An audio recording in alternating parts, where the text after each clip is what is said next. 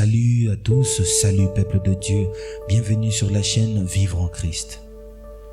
Une chaîne qui nous aide à bien nous positionner dans notre vie chrétienne et dans notre relation avec Christ. La Bible est le livre le plus lu et étudié de tout le temps.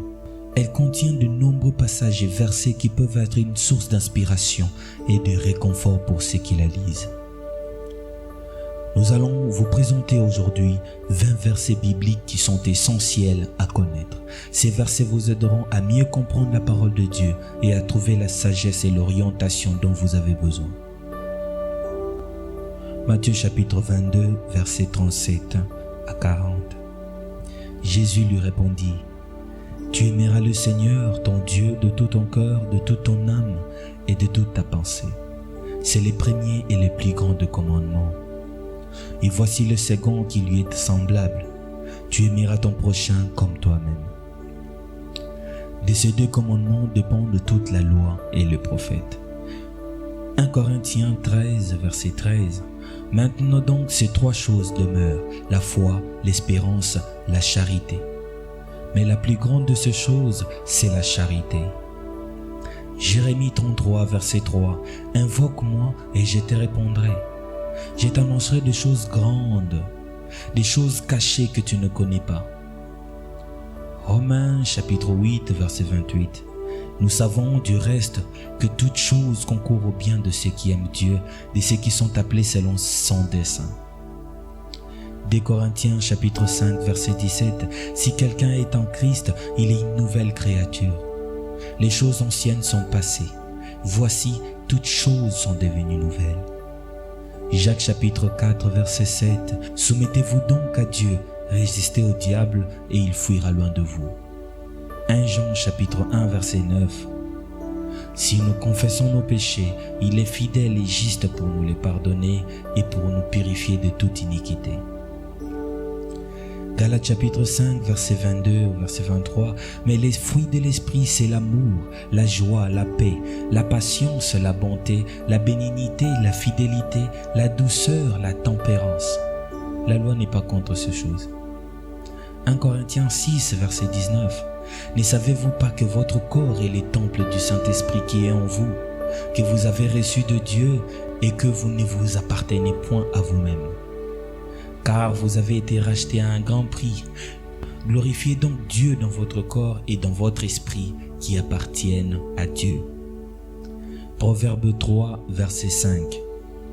Confie-toi en l'Éternel de tout ton cœur et ne t'appuie pas sur ta sagesse. Hébreux 11, verset 1 et Hébreux 11, verset 6. Le verset 1 dit: « Or la foi est une ferme assurance de choses qu'on espère et une démonstration de celles qu'on ne voit pas. » Verset 6. Or, sans la foi, il est impossible de lui être agréable, car il faut que celui qui s'approche de Dieu croie que Dieu existe et qu'il est le rémunérateur de ceux qui les cherchent. Josué chapitre 1, verset 8. Que ces livres de la loi ne s'éloignent point de ta bouche. Médite-les jour et nuit pour agir fidèlement selon tout ce qui est écrit. Car c'est alors que tu auras du succès dans tes entreprises, c'est alors que tu réussiras. 2 Timothée chapitre 3, verset 16 au verset 17. Toute écriture est inspirée de Dieu et utile pour enseigner, pour convaincre, pour corriger, pour instruire dans la justice, afin que l'homme de Dieu soit accompli et propre à toutes bonnes œuvres. Philippiens chapitre 4, verset 6 au verset 7. Ne vous inquiétez de rien, mais en toute chose faites connaître vos besoins à Dieu par des prières et des supplications avec des actions de grâce. Et la paix de Dieu qui surpasse toute intelligence gardera votre cœur et vos pensées en Jésus-Christ. Psaume 23, versets 1 à 6. Cantique de David. L'Éternel est mon berger, je ne manquerai de rien. Il me fait reposer dans de verts pâturages, il me dirige près des eaux paisibles.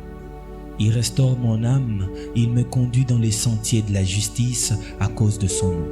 Quand je marche dans la vallée de l'ombre de la mort, je ne crains aucun mal, car tu es avec moi. Ta houlette et ton bâton me rassurent. Tu dresses devant moi une table en face de mes adversaires. Tu ondules ma tête et ma coupe déborde. Oui, Le bonheur et la grâce m'accompagneront tous les jours de ma vie et j'habiterai dans la maison de l'Éternel jusqu'à la fin de mes jours. Matthieu chapitre 16, verset 26. Et que servirait-il à un homme de gagner tout le monde s'il perdait son âme? Ou que donnerait un homme en échange de son âme? Apocalypse 3, verset 20.